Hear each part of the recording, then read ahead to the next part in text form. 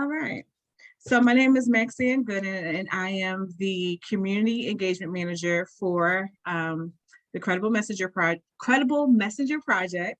And I was actually part of the last Credible Messenger project. I did a documentary called Lasting Impact, and it talked about the lasting impact years after the situation, years after everyone, just moves on with their lives and interviews stop and the paper stop talking about, what happened and, the impact that it still has on families and communities and friends and things of that nature. So these questions are to get to know who you are and also to just give us a little bit about the documentary that you were a part of. So the first question is, what is your name and what was the title of your project? My name is Tamara, but I go by P.O.C. I am the host and founder of Revive Radio and Revive Media. The name of the documentary was Numb to Normalcy. It was in partnership with the Community College of Philadelphia, speaking with some of their students, talking about gun violence and how occupying the city in multiple spaces, such as being a resident as well as being a student for the city of Philadelphia, and how it impacts them in many different ways. Okay. And I guess that's the second question. Who was on your team? And I know you just told me what the documentary was about, but who else was on your team? Thank you for asking that question. A big shout out. We were all women's team. We call ourselves the media moguls in the making. Big shout out.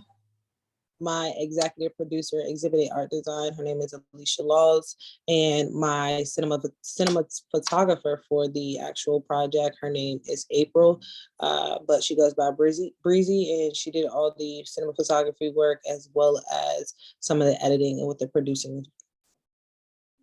Thank you for that. And what made you get involved with the Credible Messenger Project? Jim McMillan, right?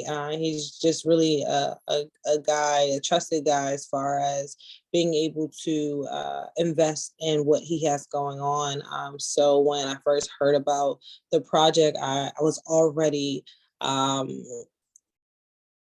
I would say I was already excited because I just finished my first documentary that I just wrapped up, which was a musical documentary talking about gun violence.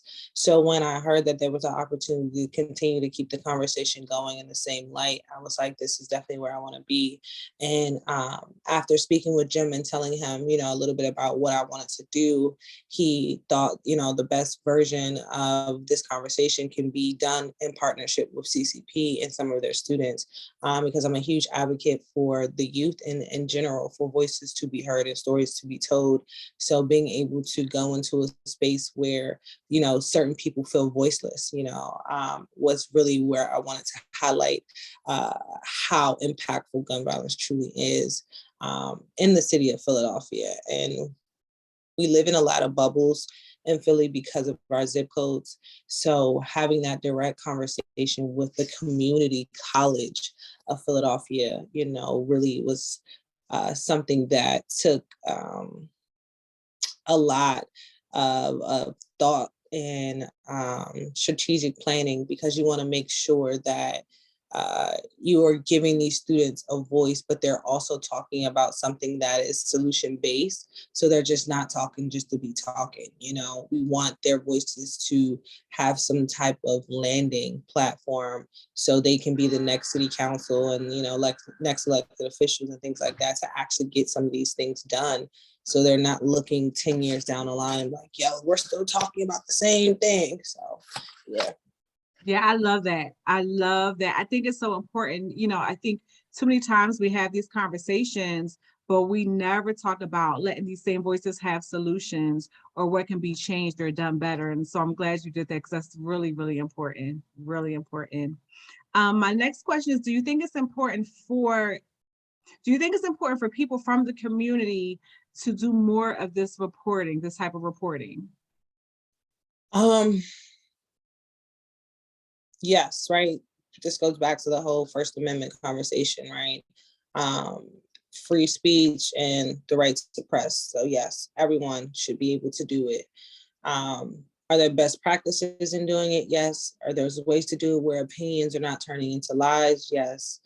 And also influence is not making an even more bigger impact than, the actual story truly is. So I think that there are ways that it can be done, but with, so I created this like little acronym for myself, which is like, or like if I'm going to ride this wave or be on this ship, like as I create different relationship, friendships, things like that throughout this journey, like my or, like I need to have um, ownership, my A is accountability, and my R is responsibility. So in these spaces of, what people see as journalism activity, I think we all need to make sure we are taking ownership, being accountable, and knowing what type of responsibilities come along with reporting and telling these particular stories. Because these are humans, and people have emotions and feelings as well. But I do also understand the story has to be told, but how you tell the story is still, part of your character and who you are as a person. So I hope that answers the question. No, that did. Thank you. Thank you for that. Do you think this project helped you, your team, and the people that also were involved and the community as a whole? Oh, heck yes. Because of, like I said, we live in bubbles, right? So me being a host of a radio show and being able to tap into different pockets of these bubbles, being able to talk to elected officials and then also talk to grassroots media correspondents like myself, but then also being able to meet people where they are and directly speak to the community. I feel like this is what this documentary really brought to life. So even when showcasing the documentary and premiering it to the public, it was open to the public. It was free. It was something that everybody could see. So the different faces and the amount of diversity that we had just in the public premiere of the documentary was everything. It really spoke for itself. This is something for everyone to watch, even for people who are not in the city of Philadelphia. A lot of inner city communities are dealing with, the same situations that we're dealing with because of the adversities that are happening within the Black and Brown community. And a lot of people who are attending community colleges are attending community colleges for the exact same reason that our students are attending community college. So all of these dynamics really take a toll on everyone, but it truly hones in onto the faces of Black and Brown students, because we've really reaped the benefit. I mean, it can be good and positive, but we really reap the benefits of being in the inner city, on different tolling poles, so yeah. Absolutely. Thank you. Do you think journalists coming in from traditional newsrooms can do better doing reports on gun violence? And if the answer is yes, how so? The word better is really what makes me chuckle. I think everyone's going to do them, you know what I mean? And that's why traditional journalism is now going into Twitter and TikTok and social media in order to reach people where they are. So I don't think that the word better really relates to this particular time. I think that the word innovative and is where it should be at, or what we should be talking about. So yeah, I do think that innovative thinking and persistent minds can definitely have a different nuance to how they bring forth different stories and how they can share different ideas and content with people. Like people nowadays, their job is called an influencer. Like you're there to literally physically influence someone to go do something, dance, buy something, whatever it may be. So I think traditional journalism is something that people like me want to keep around, but at the same time, we just have to be okay and with the adjustments, because shift does happen. And in order for us to keep up, we have to go along with the shifts. So yeah. I feel like I've been going around the question, but I want to answer. No. You're like me. We tell the story. We have to tell the story and then give the answer, right? So I get it. Trust me, I understand. I'm like, I know I went up 2 blocks, but here's your answer. I get it. Do you write? You're a writer as well? I am learning how to become a more proficient writer.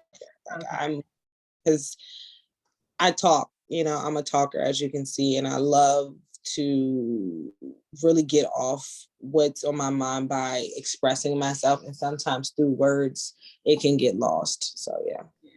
Yeah. Okay. I asked that because like I'm like you, but I like to write too. I'm just very expressive. You know what I mean? So that's what's like, do you like to write too? All right. That was a personal question. That wasn't anything to do with this interview.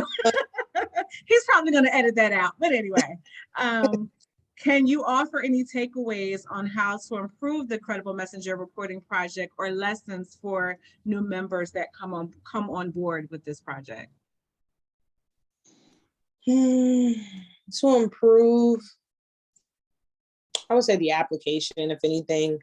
I think that was the only like super downfall for me, maybe because I was dealing with Generation Z, and the lack of interest to fill out a long application. Like to us, it was like 3 questions, but it was like 3 questions where you had to put some paragraphs into it, and for them, they're like, I'm already in school. We already do this virtual thing. Like, I don't really sit here and do it. I'm like, yo, I just need you to fill this out. So it was like trying to tippy toe and typewrite, people into filling out the application. So I think if that can be any way condensed, maybe that can help. But that was my biggest issue. Other than that, I had direct contact to Jim if I needed anything or if I needed something to be done. So no, I didn't have any issues. So as far as improvement, that was good for me. I got a smooth transition and process.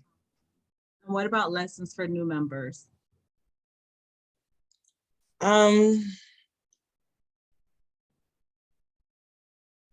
Opinions are cool, but facts or